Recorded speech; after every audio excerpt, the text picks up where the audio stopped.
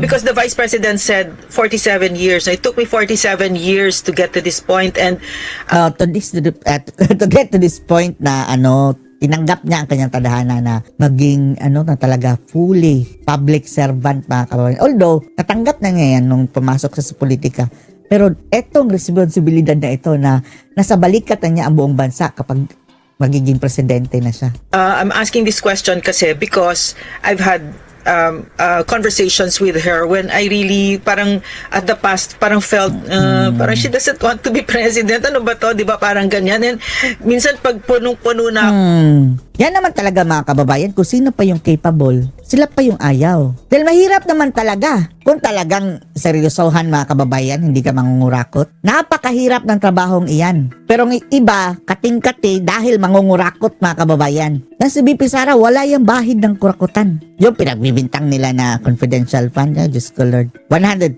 million. Sabi nga ni Tatay Digong, kung yan lang 125 million ang sasabihin yung nanakawin ni VP Inday. Kaya niyang hingin yan, mga kababayan, kay kay Kibuloy. Kibuloy lang yan. Isang pitik lang yan ni Kibuloy, mga kababayan.